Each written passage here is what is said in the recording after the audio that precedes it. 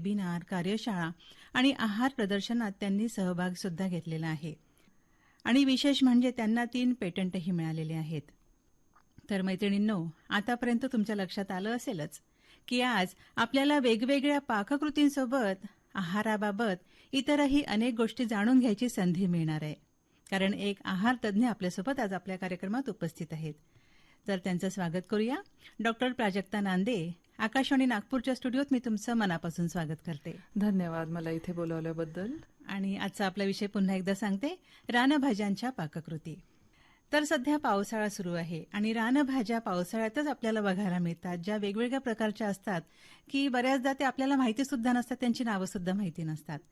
तर त्या भाज्यांच्या पाककृतीकडे वळण्याआधी त्यांच्या पोषण मूल्यांबाबत तुम्ही काय सांगू शकाल, एक आहार तज्ज्ञ या नात्याने? आपल्याला माहिती आहे की भारतामध्ये विशेषतः ग्रामीण आणि आदिवासी भागांमध्ये रानभाज्यांचे अत्यंत महत्व आहे. आणि सगळ्यात महत्वाचं म्हणजे या भाज्या नैसर्गिकरित्या जंगलात किंवा शेतीच्या कडेला उगम पावतात आणि स्थानिक लोकांच्या आहारात मोठ्या प्रमाणावर वापरल्या जातात. रानभाज्या प्रथिनांचा एक चांगला स्रोत आहे, जसे की पातूर आहे, तरोटा, कुड्याची फुले, फांद भाजी आहे, चिवळ भाजी आहे, कडूची भाजी आहे, अरहतफरी, पोईची पानं, धान भाजी आणि लिस्ट फार मोठी आहे. बापरे बापरे, खूप आहेत नावं. इत्यादी या ज्या भाज्या आहेत ना मॅडम, या प्रथिनांनी समृद्ध असतात आणि त्याच्याचमुळे त्या शाकाहारी लोकांसाठी अतिशय उत्तम प्रथिनयुक्त अन्न ठरतात. तसेच काही रानभाज्या जसं चिवळ भाजी, आंबाडी, माठ, गोकर्ण आहे, टाकळा आहे, कुड्याची फुलं आहे, कोळशी, वेळूची भाजी, चाकवत, शेपू, चंदन बथुआ, खेडा भाजी, चेन्स भाजी, आघाडा, केना, लोडांगा, पळस फुलं, आंबाडीची फुलं, ही पण लिस्ट भरपूर आहे. यांच्यामध्ये लोह आणि कॅल्शियम भरपूर असतं आणि त्याच्याचमुळे या भाज्या रक्ताल्पता आणि हाडांच्या आरोग्यासाठी पण उपयुक्त आहे. या भाज्यांच्या सेवनामुळे अॅनिमिया कमी होतो. विशेषतः स्त्रिया आणि तरुण मुली ज्या आहेत त्यांनी जर यांचं सेवन केलं ना मॅडम, तर त्यांच्यासाठी या फार महत्वपूर्ण असतात. खूप छान. त्याच्यानंतर रानभाज्यांमध्ये झिंक आहे, मॅग्नेशियम आहे, कॅरोटीन, व्हिटॅमिन सी, बी कॉम्प्लेक्स यांच्यासारखे जीवनसत्व आणि खनिज सत्व देखील असतात आणि मुबलक प्रमाणात असतात. त्याच्यामुळे त्यांच्या सेवनाने कुपोषण दूर होण्यास देखील मदत करते. आणि रानभाज्या पचनासाठी उपयुक्त असलेल्या आहारीय तंतूंनी म्हणजे फायबर जे आपण म्हणतो त्यांनी देखील भरलेल्या आहे. जसं वरकले आहे, शेवग्याची पानं आहे, वनभेंडी आहे, खापरफुटी, शेरडिरे, आपली आवळ्याची पानं, चिंचेची पानं, चिवळ आहे, पुन्हा आंबाडी, माठ, गोकर्ण, टाकळा, हे जे आहे हे हाय फायबर रानभाज्या आहेत. याच्या सेवनामुळे पचनक्रिया सुधारते आणि कॉन्स्टिपेशन, ज्याला बद्धकोष्ठता म्हणतो आपण, त्यापासून आराम मिळतो. आणि सगळ्यात महत्वाचं म्हणजे दीर्घकाळ पोट भरलेलं राहतं, त्याच्यामुळे भूक कमी लागते आणि वजन कमी होण्यास किंवा नियंत्रण त्याच्यावर ठेवण्यास फार मदत होते. आणि अजून एक महत्वाचं आहे किंवा 2 महत्वाचे पॉइंट्स म्हणेन मी, की अनेक रानभाज्यांमध्ये अँटीऑक्सिडंट्स पण आहेत आणि औषधी गुणधर्म आहे, जे शरीराची रोगप्रतिकारक शक्ती देखील वाढवतात.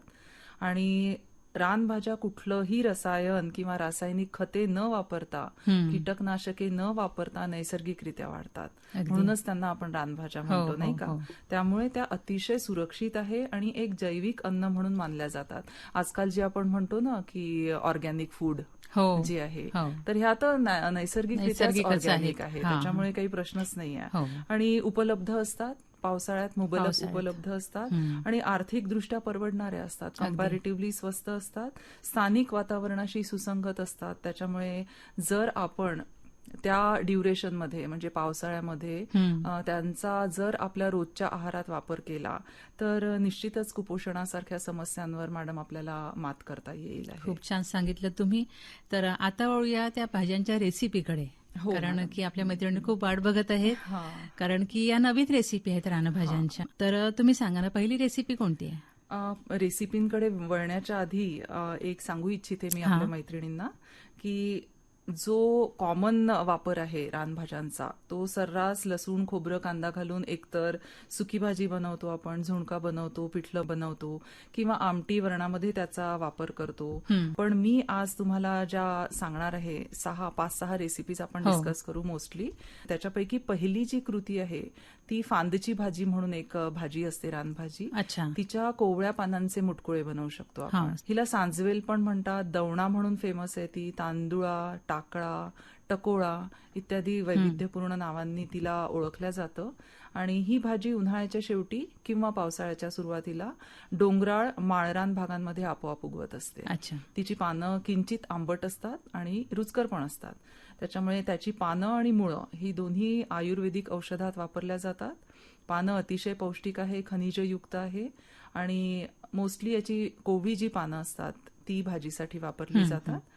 मी आता फांदच्या कोवळ्या पानांचे जे मुटकुळे आहे याला लागणारे साहित्य सांगते. 2 ते 3 वाट्या निवडून स्वच्छ धुवून बारीक चिरलेली फांदभाजी, 1 वाटी ज्वारीचे किंवा बाजरीचे पीठ घ्यायचे, अर्धा वाटी चण्याच्या डाळीचे पीठ आहे ज्याला आपण बेसन म्हणतो, आणि प्रत्येकी 1 चमचा ठेचलेला लसूण, बारीक चिरलेली कोथिंबीर, प्रत्येकी 1/4 चमचा हिरव्या मिरचीची पेस्ट आणि बारीक चिरलेला कढीपत्ता. कढीपत्ता अख्खा पण टाकू शकता, हो, पण बारीक जर चिरला तर त्याचा फ्लेवर जो आहे, त्याचा स्वाद जो आहे जास्ती छान तो येतो. छान लागतो. प्रत्येकी मग अर्धा चमचा घ्यायचा आहे हळद, तिखट, जिरेपूड, मोहरी, अख्खं जिरं आणि हिंग. 2 चमचे शेंगदाण्याचं तेल घ्यायचंय आणि गरजेनुसार मीठ आणि पाणी. तर कृतीकडे वळूया मॅडम आता आपण. सर्वप्रथम एका पातेल्यात फांदभाजी, सगळी पिठं, लसूण मिरचीची पेस्ट, कोथिंबीर, हळद, तिखट, जिरेपूड आणि चवीनुसार मीठ एकत्र करायचंय. त्यानंतर थोडं थोडं पाणी टाकत अंदाजाने पाणी टाकायचं. एकदम पाणी टाकलं तर पातळ होऊन जाईल. त्याचे छोटे छोटे मुटकुळे तयार करून घ्यायचे. जसे गोळे करायचे. गोळे मुठीमध्ये असे पकडून लांबसर गोळे, त्याला मुटकुळं म्हणू शकतो आपण, तसं करून घ्यायचं. आणि एका पातेल्यात पाणी उकळायला ठेवायचं गॅसवर. त्याच्यावर जाळीचं भांड किंवा रोळी म्हणतो ना आपण, ती ठेवायची आणि त्यावर हे मुटकुळे ठेवून नीट वाफवून घ्यायचे. अच्छा. पूर्ण शिजवून घ्यायचे मात्र, अर्धवट आतमध्ये कच्चं नको राहायला. लागल्यास चाकू घालून किंवा चमचा घालून बघू शकतो आपण की ते शिजलंय की नाही. त्यानंतर एका कढईत तेल गरम करायचं, त्यात मोहरी, जिरं, कढीपत्ता आणि हिंगाची फोडणी करायची आणि त्यानंतर त्यात वाफवलेले मुटकुळे चांगले तांबूस आणि खमंग परतून घ्यायचे. कच्चे ठेवू नये, कच्चे ठेवले की मग अशामध्ये ते अडकायची शक्यता असते. आणि हे सगळे छान खमंग झाल्यानंतर वाढायचे. हे मुटकुळे खाण्यास अतिशय छान लागतात. फांद ही जी रानभाजी आहे ही पोषण मूल्यांनी परिपूर्ण आहे आणि आयुर्वेदिक औषधी गुणांनी देखील युक्त आहे. तर ही एक जी रेसिपी आहे ही करून पाहायला आपल्या मैत्रिणींनी हरकत नाही. पण प्राजक्ता, ही फांदभाजी जी म्हणता तुम्ही, ही शहरी भागामध्ये मिळू शकते का? हो, आपल्याला आजकाल पहा, तुम्ही जर बघाल तर आपल्याला ज्या भाज्या आधी नव्हत्या मिळत त्या तुम्हाला टोपल्यांमध्ये अशा दिसतील आहे सीझनमध्ये, पावसाळ्यामध्ये, ज्याच्यामध्ये फांदभाजी पण आहे. पण आपण त्या ओळखू शकत नाही. ओळखू शकत नाही. पण आता एक आहे की आहार तज्ञांकडे जाऊन तुम्ही विचारू शकता किंवा तुम्हाला जर कोणी एक्सपर्ट असेल ऍग्रिकल्चरचं तर तो पण सांगू शकतो. आणि ते दुकानदार सांगतात आपल्याला, भाजीवाले, कारण त्यांना माहिती असतं ते. आता हे मुटकुळे तर आपण, मला वाटतं आपल्या मैत्रिणींनी नक्कीच ऐकले असतील आणि खूप छान वाटतात. खरंच एकदा टेस्ट करून बघायला हरकत नाही. दिसायला सुद्धा खूप छान असतात. तर आता पुढची रेसिपी कोणती आहे? पुढची रेसिपी फुलांची रेसिपी आहे आणि कुडाची फुले म्हणून आहे. जी रानभाजी म्हणून एक चांगलं त्याला मोठं स्टेटस आहे. कुड्याच्या फुलांची ओले नारळ घालून केलेली भाजी मी सांगते आहे. हिला इंद्रजव देखील म्हणतात. ही जी कुड्याची फुले आहे ना, ही एक औषधी रानभाजी आहे आणि ही ग्रामीण आणि आदिवासी भागांमध्ये विशेषतः उन्हाळ्यामध्ये फार वापरली जाते. आणि या झाडाच्या फुलांना आणि सालीला आयुर्वेदात औषधी मानलं जातं. पोषण मूल्यांनी भरलेली फुले आहे आणि ग्रामीण जीवनशैलीतील एक अनमोल घटक आहे. आणि ती फुले कोणत्या रंगाची असतात? पांढरी असतात. पांढरी फुलं असतात, अशी छोटी छान फुलं असतात ती पांढरी. आणि याचा जर आपण आहारात समावेश केला तर पचन, त्वचा विकार, कृमी, मधुमेह आणि ताप यांच्यासारख्या समस्यांवर देखील प्रभावी उपाय मिळतो, जो की संपूर्णतः नैसर्गिक आहे. तर आता आपण बघू कुड्याच्या फुलांची नारळ घालून केलेली भाजी जी आहे. 2 ते 3 वाट्या स्वच्छ धुतलेली कुड्याची फुले घेऊन घ्यायची आहे. तिला पिळून घ्यावी लागतात धुतल्यानंतर. आणि 1 वाटी बारीक चिरलेला कांदा घ्यायचा, 4 चमचे जवळपास ओल्या नारळाचा चव घ्यायचा, 1 चमचा ठेचलेला लसूण, 2 चमचे बारीक चिरलेला कोथिंबीर आणि प्रत्येकी अर्धा चमचा बारीक चिरलेली हिरवी मिरची आणि बारीक चिरलेला कढीपत्ता. प्रत्येकी नंतर अर्धा चमचा मोहरी, जिरेपूड, धणेपूड आणि आमचूर, 1 चमचा शेंगदाण्याचं तेल आणि चवीनुसार मीठ. कुड्याची फुले व्यवस्थित निवडून घ्यायची, स्वच्छ धुवून घ्यायची आणि त्यात भरपूर पाणी टाकून ती उकळून घ्यायची. ती अच्छा. कच्ची खाऊ नये. फुले उकळली, चांगली मऊ झाली, शिजली की मग ते गरम पाणी काढून फेकून द्यायचं. पुन्हा त्यात भरपूर थंड पाणी टाकायचं. ती फुलं पुन्हा धुवायची, अच्छा. हाताने पिळून घ्यायची हा, हा. आणि मोठी मोठी कापून घ्यायची. अशी फारशी बारीक कापू नये, नाही तर गचका होईल, लगदा होईल तिचा. मोठं. हा, हा. हा, मग गॅसवर कढई ठेवायची, त्यात तेल ओतायचं. ते गरम झालं की मग मोहरी, हिरवी मिरची, मग ठेचलेलं लसूण घाला आणि हे साहित्य चांगलं खमंग भाजून घ्यायचं. कच्चं ठेवायचं नाही. नाही. कांदा लसूण चांगला भाजला की मग त्यात जिरेपूड, धणेपूड, हळद, आमचूर आणि चवीनुसार मीठ घालायचं. मिश्रण चांगलं परतून घ्यायचं. त्यात चिरलेली फुलं घालायची आणि ती चांगली मिसळून घ्यायची. त्याच्यावर झाकण ठेवायचं आणि 5-1 मिनिटं तिला शिजू द्यायची. आणि ती शिजली की पुन्हा शेवटी ओलं नारळ घालायचं. ते छान मिक्स करायचं आणि एक वाफ द्यायची जस्ट, आणि भाजी तयार आहे. वा वा, ही खूपच भाजी छान. अतिशय चविष्ट असते. खूप छान. आणि मला वाटतं घरच्या ज्येष्ठांना तर नक्कीच आवडेल ही भाजी. मुलांना आवडती की नाही ही शंका आहे, हा, नाही खातात आजकाल पण मुलं पण. मोठ्यांना सगळ्यांना आवडेल आणि नक्कीच. वैविध्यपूर्ण प्रकार करून पण आपण देऊ शकतो. हो हो हो. बरं प्राजक्ताताई, पावसामुळे आपण म्हणालात की बऱ्याच रानभाज्या असतात ज्या जंगलात वगैरे मिळतात, पण त्या घरी तोडून आणल्यानंतर त्या लवकर खराब व्हायची शक्यता राहते, कारण की त्या मुळातच ओल्या असतात, कारण पाऊस पडत असतो. तर त्या भाज्या जास्त दिवस चांगल्या ठेवायसाठी आपण काय करू शकतो? हा, त्या भाज्यांची साठवणूक करू शकतो, हा. कारण की त्या फार कमी वेळासाठी असतात बाजारात. त्याच्यामुळे हंगामानुसारच उपलब्ध असतात आणि वर्षभर जसं आपण लोणचं वगैरे साठवून ठेवतो हो, किंवा हो. पापड कुरड्या साठवून अच्छा, ठेवतो, तशा पद्धतीने साठवू पद्धतीने शकतो. आपण या भाज्या साठवू शकतो. हा. तर त्याच्या 4 पद्धती आहे मोस्टली अशा. हम्म, सगळ्यात पहिली तर उन्हात वाळवून घ्यायच्या, पण तत्पूर्वी सगळ्या भाज्या स्वच्छ निवडायच्या, धुवून घ्यायच्या, गरम पाण्यामध्ये बुडवून ठेवायच्या. त्याला काढायचं, त्याच्यातनं निथळायचं, म्हणजे पाणी काढून टाकायचं.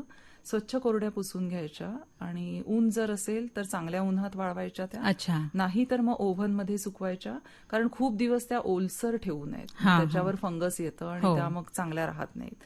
आणि त्याच्यानंतर त्या पूर्ण असा एकदम कुरकुरीत झाल्यानंतर कोरड्या हवाबंद डब्यात साठवून ठेवायच्या. दीर्घकाळ टिकतात, चव पण चांगली असते, पोषण मूल्य पण टिकतात. अच्छा, म्हणजे आपण वर्षभर त्या भाज्या नंतर खाऊ हो, शकतो. जशी कसुरी मेथी मिळते ना हो, आपल्याला, त्या हो. पद्धतीने. अच्छा. आणि पावडर बनवायची, कारण आम्ही स्वतः पावडरीचं बरंच काम केलेलं आहे आमच्या डिपार्टमेंटमध्ये. हा, हा. तर ह्या भाज्या कुरकुरीत झाल्या की मग मिक्सरमध्ये बारीक करायचं आणि त्याची पावडर बनवायची. ती पण हवाबंद डब्यात ठेवायची.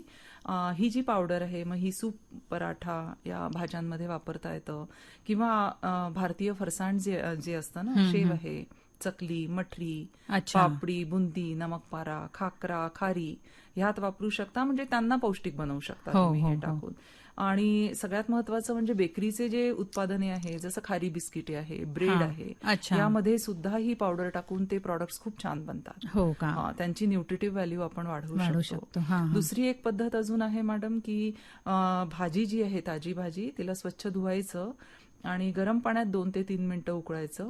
लगेच थंड पाण्यात त्याला टाकायचं आणि पाणी निथळून घ्यायचं आणि प्लास्टिकच्या पिशवीत किंवा हवाबंद डब्यात भरून फ्रीझरमध्ये ठेवायचं. अच्छा. जसा बर्फ बनवतो ना हो, आपण. हो. आणि ही 2 ते 3 महिने ही अशाही अवस्थेत टिकते. अरे वा. रंग आणि पोषण मूल्य देखील या भाज्यांचं चांगलं राहतं. हा, हा. आणि एक अजून महत्वपूर्ण मेथड आहे, जिला आपण म्हणतो की लोणच्याच्या फॉर्ममध्ये टिकवून धरायचं. अरे वा, ते तर खूप छान. हा, म्हणजे लसूण आहे, मिरची, हिंग, मीठ, मोहरी, त्याच्यानंतर तेल आहे. मोहरी म्हणजे मोहरीची डाळ असते. मोहरीची डाळ. याचं मिश्रण तयार करायचं.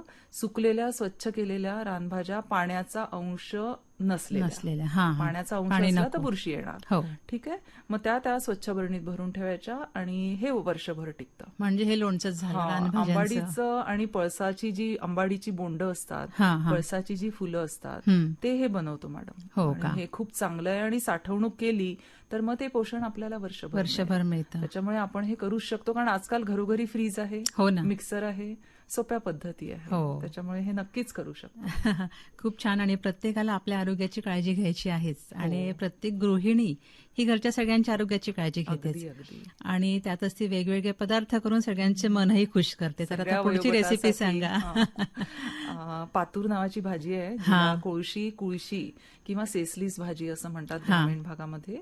ही देखील एक पौष्टिक, पचायला हलकी आणि बहुगुणी रानभाजी आहे. स्वस्त आहे, सहज उपलब्ध आहे पावसाळ्याच्या मोसमामध्ये. आता आपण हिचे पनीर पराठे बघूया. अरे वा. म्हणजे लहान मुलांना मुलांना पनीर पण आवडतं आवडतील. आणि हां. पौष्टिक, आपण प्रोटीन पण वाढवतोय अजून जास्त हो, या हो. पातूर भाजीच्या पराठ्याचं. तर याच्यामध्ये 1 वाटी निवडून स्वच्छ धुवून बारीक चिरलेली पातूर भाजी घ्यायची. हं. प्रत्येकी अर्धा वाटी कणिक आणि नाचणीचं पीठ. नाचणीचं पीठ हे कॅल्शियम युक्त असतं. हो. हा. 2 चमचे ताजे पनीर घ्यायचे, 1 चमचा दही, मग 1 चमचा ओवा, 1 चमचा तीळ, कलोंजी आणि ठेचलेला लसूण. नंतर प्रत्येकी 1 चमचा हळदीची पूड, तिखट आणि जिरेपूड, 2 चमचे साजूक तूप, हं, हं. चवीनुसार मीठ आणि लागलं तर पाणी. पातूर भाजी आधी चिरून परातीमध्ये घेऊन घ्यायची. त्यात कणिक आणि नाचणीचं पीठ मिसळायचं. पनीर देखील बारीक करून त्याच्यामध्ये मिसळायचं.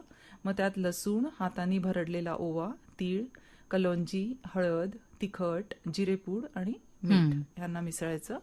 दही फेटून ते मिसळायचं. अच्छा. आणि मग कोमट पाणी गरजेनुसार घालून मऊ गोळा बनवून घ्यायचा. तो 10 ते 15 मिनिटं झाकून ठेवायचा आणि नंतर पराठे लाटून गरम तव्यावर खरपूस भाजून घ्यायचं. खूप छान. आणि शेवटी मग साजूक तूप टाकायचं. हां. आणि या पराठ्यावर जर आपण टोमॅटो, चिंच किंवा खजूर गुळाची घालून चटणी, स्प्रेड ज्याला आजकाल म्हणतो ना, मुलांना खूप आवडतं, लहान मुलांना, ते लावून जर दिलं ना तर रोल लावून मुलं सुद्धा टिफिन बॉक्समध्ये नेऊ शकतात. खरंच खूपच छान अशी भाजी सांगितली तुम्ही.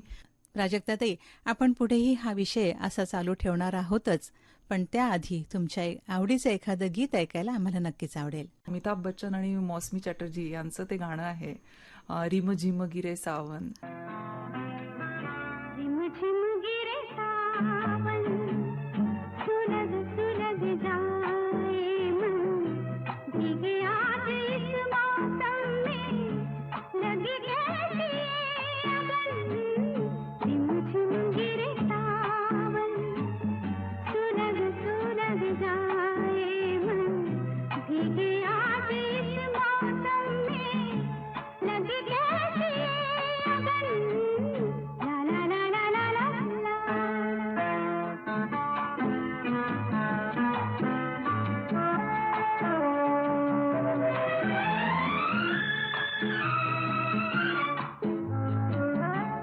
पहले भी यूं तो बरसे थे बादल, पहले भी यूं तो भीगा था आंचल. ला ला ला ला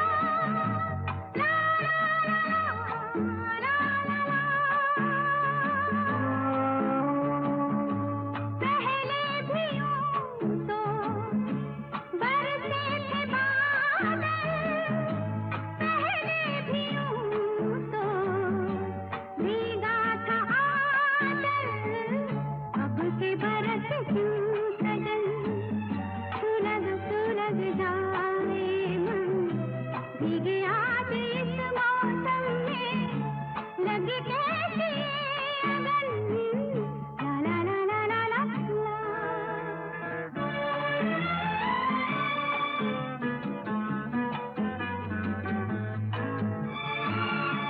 इस बार सावन दहका हुआ है, इस बार मौसम बहका हुआ है. ला ला ला ला ला ला इस बार सावन दहका हुआ है, इस बार मौसम बहका हुआ है. जाने पीछे चली क्या पवन, सुलग सुलग जाए मन, भीगे आज इस मौसम में, लगी कैसी ये अगन. रिम झिम गिरे सावन, सुलग सुलग जाए मन, भीगे आज इस मौसम में, लगी कैसी ये अगन. रिम झिम गिरे सावन, ला ला ला ला ला ला ला. मैत्रिणींनो, आपण ऐकत आहोत कार्यक्रम वनिता मंडळ आणि त्या अंतर्गत खमंग आणि चटपटीत या मालिकेमध्ये रानभाज्यांच्या पाककृती आज आपण ऐकत आहोत डॉक्टर प्राजक्ता नांदे यांच्याकडून.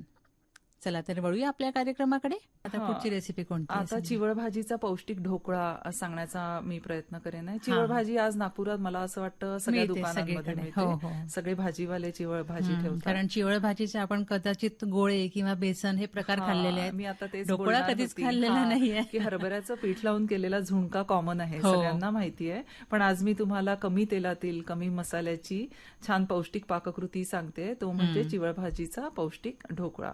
चिवळ भाजीला कुळा तिचं दुसरं नाव आहे. ही पण औषधी गुणधर्मांनी भरपूर एक पौष्टिक भाजी आहे. छोटे मांसल पानं असतात लाल रंगाचे, थोडी आंबटसर चव असलेली, उन्हाळ्यात आणि पावसाळ्यात सहज उगम पावणारी वनस्पती आहे.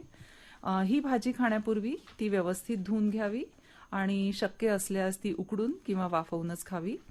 यात बरीच माती असते, छोटी छोटी पानं असल्यामुळे, त्याच्यामुळे तिला निवडून घेऊन माती झटकून स्वच्छ धुणं गरजेचं असतं.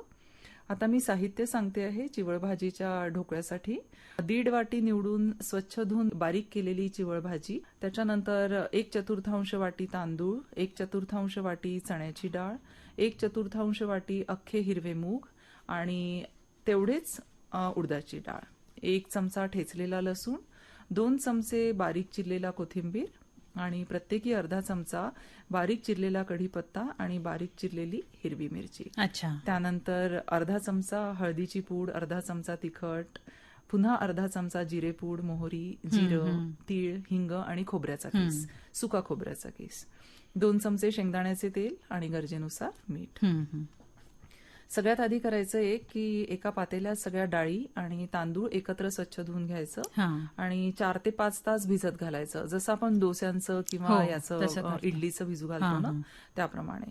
नंतर पाणी फेकून मिक्सरमधून साधारण जाडसर पेस्ट करून घ्यायची आणि ती पेस्ट देखील 4 ते 5 तास आंबवून घ्यायची, फर्मेंट करून घ्यायची.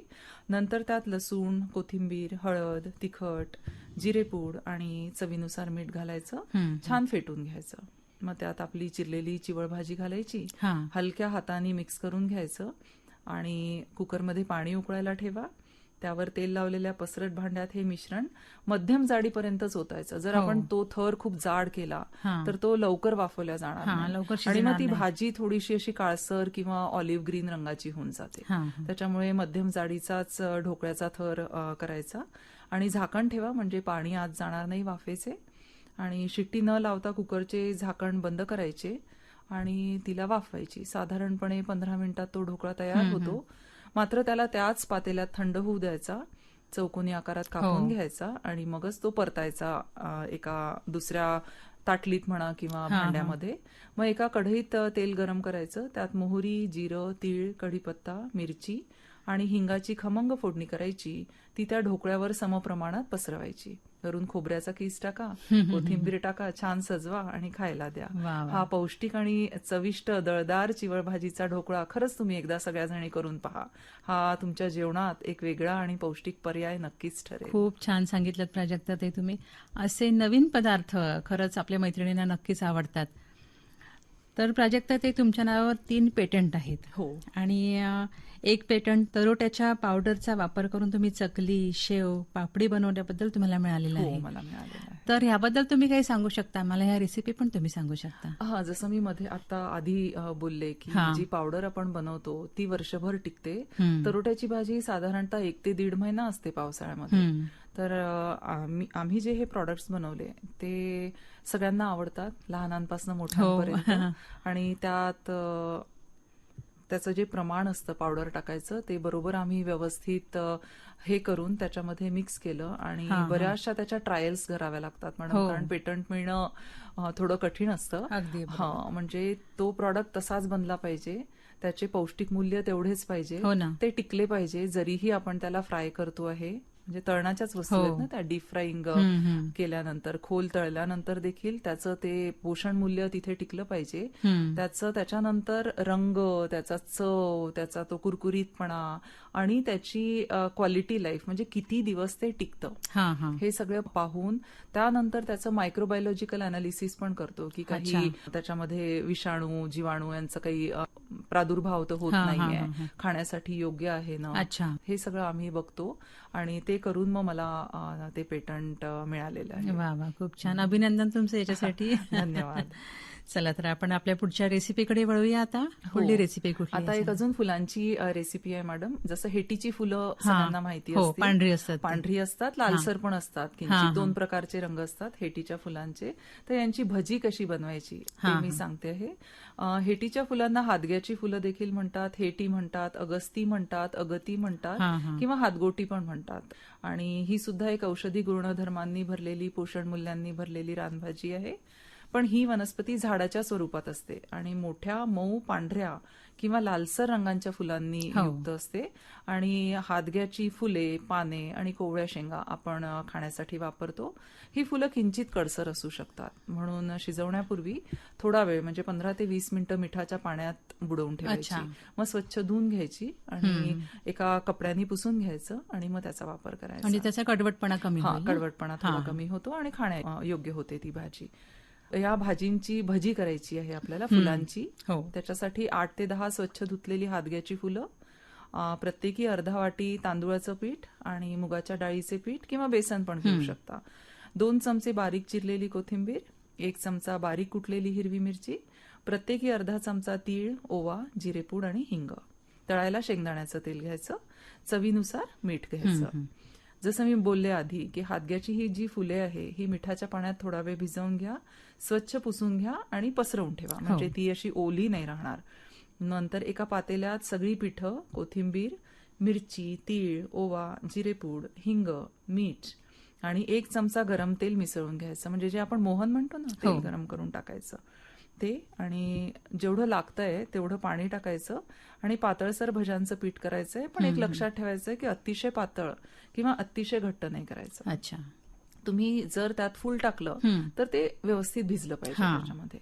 आणि 5 मिनिटं झाकून ठेवायचं. ते जे आपण पीठ बनवलेलं आहे भज्यांचं त्याला फेटून घ्यायचं आणि मग कढईमध्ये तेल गरम करायचं. एक एक फुल काळजीपूर्वक उकलून त्या पिठामध्ये बुडवायचं आणि खमंग भजी छान तळून घ्यायची. ही भजी टोमॅटोच्या किंवा हिरव्या चटणी बरोबर अतिशय स्वादिष्ट लागतात आणि ही गरम गरमच खावी. खूप छान. आणि इकडे पाऊस पडतोय, इकडे भजी सुरू आहेत आणि आपण खातोय. गरम गरम चहा, गरम गरम भजी. काय बात आहे. तो आनंदच वेगळा असतो ना. आणि खमंग आणि चटपटीत अशी ही भजी तुम्ही सांगितली आहे. खूप छान. चला तर पुढच्या रेसिपीकडे वळायचं आता. आता ही एक रेसिपी आहे जी तरोटा भाजी मी आता बोलले, ज्याचं मला पेटंट मिळालंय ती भाजी.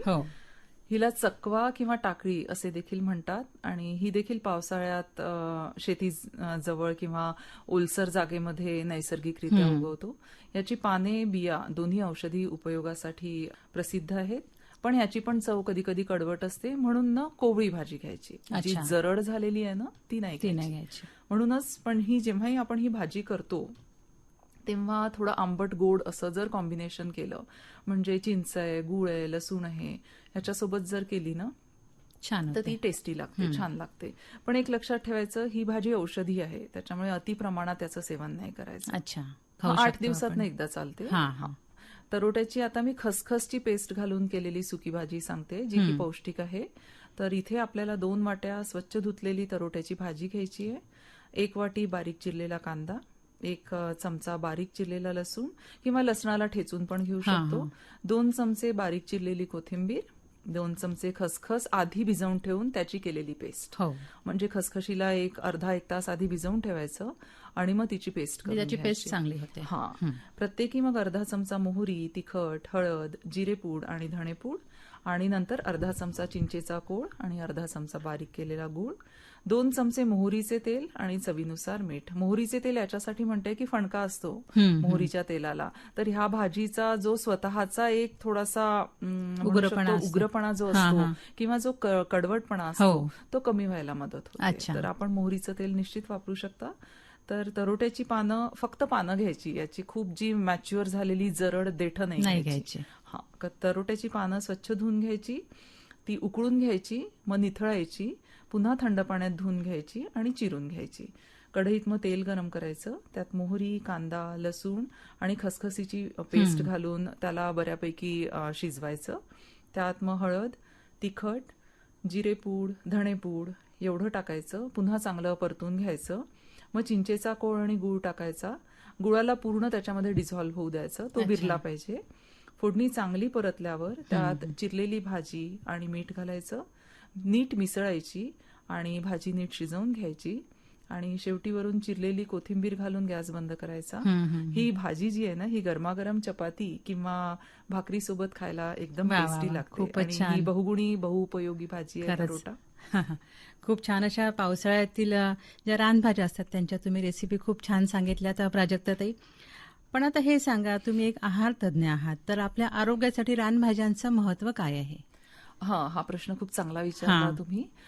रानभाज्यांचं आरोग्यासाठी अतिशय महत्व आहे मॅडम, की मग त्या पालेभाज्या असो किंवा रान फळभाज्या असतात किंवा रान फुलभाज्या असतात. आता आपण दोघांचंच पाहिलेलं आहे. रान पालेभाज्या म्हणजे रान फुलभाज्या म्हणजे आपण हेटीची फुलं आणि कुड्याची फुलं यांच्या रेसिपीज पाहिल्या. तसंच ना रान फळभाज्या पण मिळतात. लोडांगा, वरकल्या, शेरडिरे आहे, वनभेंडी आहे, हे सुद्धा मिळतं. आणि फुलांमध्ये आंबाडीची बोंड किंवा फुलं असतात आणि पळसाची फुलं पण असतात. तर या सगळ्या ज्या भाज्या आहेत यांच्यामध्ये जसं मी आधी नमूद केलं इथे, लोहाचं आणि फॉलिक ऍसिडचं प्रमाण जास्त आहे. त्याच्यामुळे रक्तातील हिमोग्लोबिन जे आहे ते वाढण्यास मदत होते आणि अॅनिमियावरती ते फायदेशीर आहे. रानभाज्यांचे सेवन केल्याने मूत्रविसर्जन पण सुरळीत होतं. त्यामुळे शरीरातील विषारी घटक बाहेर टाकायला मदत होते. रक्तशुद्धीमुळे पुरळ आहे, खाज आहे, फोड आहे, खरूज आहे यासारख्या त्वचा विकारांवर देखील फार गुणकारी आहे ती. अच्छा. त्याच्यानंतर जसं बघायला जाऊ आपण तर रानभाज्यांमध्ये calcium, potassium, phosphorus, magnesium, carotene आणि व्हिटॅमिन सी यांचे प्रमाण भरपूर असतं. त्याच्यामुळे हाडं आणि दात बळकट राहण्यास मदत होते आणि हे सगळं वृद्धांसाठी आणि महिलांसाठी फायदेशीर आहे की रानभाज्यांचे सेवन हे प्रत्येकाच्या आरोग्यासाठी कुठलाही वयोगट असो हे अतिशय महत्वाचे ठरते. खूप छान सांगितलं तुम्ही. पण अपेक्षा करू की आवडल्या, नक्कीच आवडल्या असतील. करून खाऊ शकतील. तर डॉक्टर प्राजक्ता नांदे, आज तुम्ही इथे आलात आणि रानभाज्यांच्या खूप छान छान अशा पाककृती तुम्ही आम्हाला सांगितल्यात. आपल्या मैत्रिणींना त्या नक्कीच आवडल्या असतील आणि त्यासोबतच आपल्या शरीरासाठी रानभाज्या किती महत्वाच्या आहेत याची सुद्धा माहिती तुम्ही दिलीत. त्यासाठी आकाशवाणी नागपूरतर्फे मी तुमची आभारी आहे. खूप खूप धन्यवाद. नमस्कार. धन्यवाद.